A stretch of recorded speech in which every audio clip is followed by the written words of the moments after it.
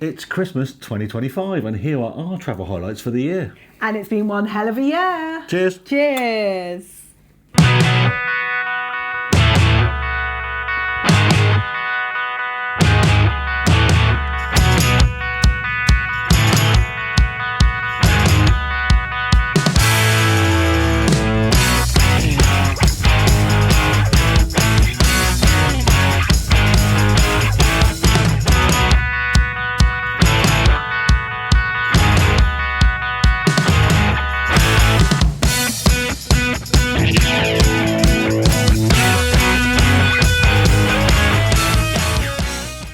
Hello. Hello. So welcome to this travel review for 2025, and this is where we review our top 3 best travel experiences of the year, and we're going to toast this down with some Mauritian rum, which we found had magical pain relieving properties when we were at Chamarel in Mauritius. Definitely did. It did. Amazing stuff. You did need quite a bit of it though, but we did have to verify that by having quite a bit, didn't we?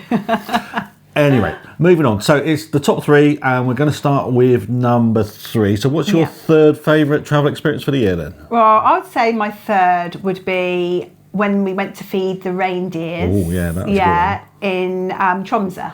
Yeah, lovely. We love Tromso. Yeah. Love Tromso. Love Tromso. Absolutely love it. It is so beautiful. Absolutely beautiful and magical. So we did that Vieta thing, didn't we? Went and did the reindeer feeding thing, didn't we? We did. And it was absolutely, I liked the whole experience. It was reindeer feeding, and you really got to know the characters of the reindeers. They were like so funny, weren't they? Yeah, and obviously it was the snow, wasn't it? It was in the snow, which obviously made it more magical. Very Christmassy. Really. Very Christmassy, wasn't it? It was and brilliant. Also, not just the rain. Well, it was so me anyway, because I'm animal crackers. So it was really a me day. But it wasn't just that. We had like the Sami culture. We learnt all about the Sami culture and that. And that was amazing. They talked about all the reindeers, about like different clothes that they'd wear and all sorts of stuff. And we even had to have reindeer stew. You brought the antlers back, didn't you? Yeah. Right. It was a very you day though, wasn't it? It was, because the reindeer was so friendly. Obviously they were after the food in the bucket. They were. They weren't daft. But then that allowed you to get close and personal to them, and you wanted to adopt all of them. Oh yeah. And I did feel so guilty eating one of them at the end, so that was bad. But it was so tasty. What a brilliant day. Fully laid on coach each way in the snow, absolutely wonderful. And then, you know, in the rest of that day, obviously snowing in Tromso, we did more exploring around it's a great city anyway. It's gorgeous. And then we ended up in the Highlands, didn't we, and drank some very expensive beer. But very nice beer. Yeah, watch our video if you haven't seen it. No, that's a good choice. Yeah, and see how much money I spend on a beer. Yeah, it's not cheap, but beer was, it was a great day, a great experience. Absolutely. That was a fabulous experience at Reindeer. Definitely agree with that. Yeah. So what's yours then? Well, I'm going to go for the holiday we've just done. We were in Shanghai, and we were exploring Shanghai. Completely blew our mind, Shanghai. What a place. Absolutely. Stunningly beautiful, but the cultural differences are so much fun. And we had such a laugh, didn't we? We did, and the people are so friendly, friendly, weren't we did they? a brilliant day tour with, again, another Vieta tour. We did it was called Watertown and City Highlights, I think, or something like that was called, wasn't it? And it was brilliant. We had a guy called Snow. She was fantastic. She was. And that day was just full on, wasn't it? It was so magical as well, wasn't it? It was magical because what did we see? We saw so much. We were picked up in a cab. Snow took us into town. We went up the 3rd tallest building in the world, and it was flying up there. There's a lift, the world's fastest lift, 18 meters per second. Fantastic viewing platform at the top. Your ears popped when you went up. Yeah, it was so fast. Just amazing views across the city, and we thought, wow, that's a great start to the day. Yeah. And then she took us back down the lift, and we went across the town into one city, into the Yew Garden, and the Yew Garden, which is 500-year-old sort of ornamental gardens, and they are gorgeous, mesmerisingly beautiful. A real contrast between the old and the new as well. It was fabulous, wasn't it? And, you know, just exploring those beautiful gardens, it's everything you wanted. When you go a trip to the Far East, they were just stunning. The visuals were just incredible. And having a guide as well, it was good because it would tell you things that if you went round on your own, you just wouldn't know. Yeah, educational, definitely. And that's really the thing, you know, that's one of the things we found on our travels is sometimes, yes, guides can be expensive, Well, not too expensive. I thought it was pretty reasonable value. We actually got a lot for our money. We got a lot for money. That whole tour took about 10 hours, didn't it, at the end of the day? And we learned so much, and they laid it all on. I mean, they paid for everything. All the tickets for entry, were all laid on. Even the food and the drinks was laid on. We got some snacks. Bought Michelin-star. Yeah, we bought a Michelin-star bao bun. We did. As a snack before lunch, which was incredible, wasn't it? And then we went to the Watertown area. We did. Zhujiajiao Watertown, Zhujiajiao Watertown, forgive me if I got it wrong. It just kept on giving and giving that day, didn't it? And that Watertown was beautiful. We saw that lovely Chinese opera, didn't we? Opera singer. Jaw-dropping. Absolutely jaw-dropping. Spellbinding, wasn't it? Yeah, if you've not seen that video, watch it just for that opera sequence alone. Definitely. I mean, literally, I was transfixed. I was like googly eye going, oh my God, look at that. And then we had an amazing meal, didn't we? We did. We tried local specialities, and that was really good. Again, snow was just guiding us into what was the best option for us. Another real benefit of using a guide. Otherwise we wouldn't have had a clue, would we? And then that sunset on the gondola. Wow. I mean, we were taken out on a handled gondola. It just kept giving, didn't it, that day? It really did. The most beautiful sunset. I mean, there were some amazing sunsets in Mauritius. They were good, but I think this sunset over the Watertown in Shanghai was particularly special, wasn't it? Stunning. Absolutely stunning. And seeing it from a gondola was just wonderful. Special. Yeah, so that's my number 3, Shanghai. Yeah, good choice. Cheers. So, what about number 2? Go for it. Well, my number 2 is the Giant's Causeway in Ireland. That's been on your bucket list for a long time, hasn't it? It's been on there for a long time. Yeah. And I was wondering, is it actually going to be as good as people make out? I was thinking, I've seen it on telly and things like that, and I always really wanted to try it out and see what it's like. But I wasn't disappointed at all. It was absolutely amazing to think that I was actually stood on those columns, It was absolutely, you were fantastic. A bit giddy as well. I was a bit giddy. I've wanted to do this forever. I've wanted to do it for so long. And, some people say, it's just a pile of old rocks. No, it's not just a pile of old rocks. I think all the myths and legends about the giant but also the geology of it as well, the phenomenon that it is. It is, and it's absolutely beautiful. And we had reasonable weather as well, didn't we? We were so lucky on the weather. We really were on that day. We didn't have much good weather in Northern Ireland, but we did that day, didn't we? We did on that day. So lucky. Someone was smiling on us that day, weren't they? That's a really good choice. And of course, it's not the only one of those in the world. We found another one in Jeju, didn't we? We did, but not quite as good, was it? Not as good because you can't get on them. No. It was beautiful to look at and everything, but it makes it more special to be able to get onto the Giant's Causeway, isn't it? Giant's Causeway, definitely a hit. Yeah. And what's your number 2? Well, for me, it was our brilliant 3 days in Iceland and the day that we went snowmobiling on the glacier. I mean, it was amazing. I mean, the snowmobiling was only part of the day. We'd done the geysers and we'd done the sort of the rift where the continents are splitting apart, didn't we? And the geysers were fun and we got soaked and it was a good laugh. We'd done the big waterfall and then sort of like the finale for the day as they drove us up onto this glacier, didn't they? They did. It didn't go quite to plan because the big bus broke down, didn't it? But that's our luck, the cook luck. That was our luck. But when we got onto the glacier, we're thinking, are they going to cut it short? No, they didn't. No. And we were basically given some training on how to ride the snowmobiles, and then we were all kitted up in snowsuits and everything, weren't we? Yeah. And then they just led us out across the glacier on this brilliant expedition, and we had incredible weather. Again, we was lucky there, so weren't lucky. we? Yeah. And the vistas and the views and the sights, I mean, absolutely stunning, wasn't it? And we ride little scooters and mopeds and things, so we like to ride anyway, don't we? But do. Riding a snowmobile on a glacier, absolutely, I was like a child in a sweet shop. I didn't know what. I was having so much fun. It was good for your core strength as well, wasn't it? It was. It's like doing a workout. And although we kind of shared a snowmobile between the two of us, we both took it in turns, didn't we? We both had a go, Yeah, and then obviously you rediscovered your inner Lewis Hamilton, didn't you? And we're flipping. And people were coming off and the big things were turning over and then piling face first into the snow and stuff. We were lucky we didn't do that. We nearly did at one point, didn't we? One point. But it was lots and lots of fun, and that entire day in Iceland was a very, very. It's one of the best days I think we've ever had on holiday ever for me. It was absolutely phenomenal. Iceland never disappoints, and it doesn't. Never disappoints. I'd go back in a heartbeat. So that's my number 2. Yeah, good choice there. So here we go, the moment of truth. Yay. Number one, your best travel experience of 2025 is...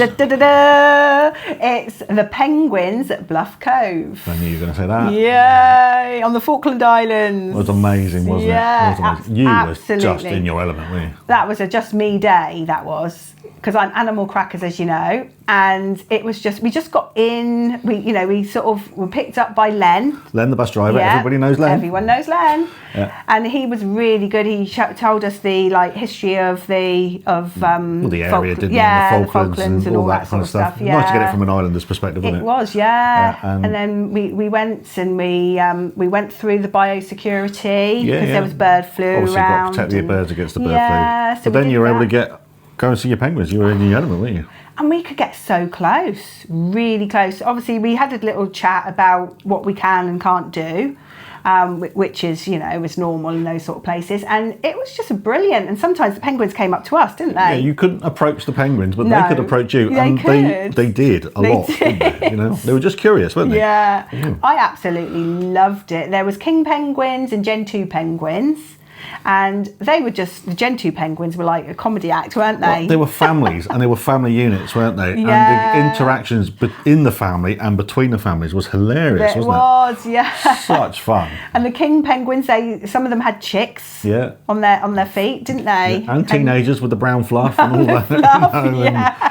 It was just, and not just the penguins, there was turkey vultures flying ahead, wasn't there? And then there was some type of geese. Yeah, some geese, and you were chasing those little chicks on the beach as well. Plover chicks. Yeah. They were called plover chicks. They were like tiny little bundles of fluff. They were so sweet. Yeah, I loved it. It was a really, really good day. The weather was kind of a bit sort of hit and miss, but it's like we were dry when we were there, weren't we? We were, we were lucky there. And they had a nice little tea room there as well. Oh, that was fabulous, wasn't it? It was gorgeous, that was. It was like a little slice of the Cotswolds. Home. Yeah, a slice of home. In the middle of the South Atlantic, with bone china, cream tea, all that, cakes. They were like, you had a choice of 2 cakes. Sponges, flapjacks, whatever you wanted. Oh, amazing. Absolutely amazing. Really good. It was a good value tour. It didn't cost it didn't cost a bit, but it was definitely worth everything we paid for it. We had plenty of time there. So much time there. Really enjoyed it. And the setting was breathtaking as well, wasn't it? It's gorgeous. Absolutely gorgeous. But the birds were stole the show, didn't they? They definitely did. They did. It was a really, really good trip. And then afterwards we went back to Stanley and the rain came down, so we went in the pub. Had fish and chips.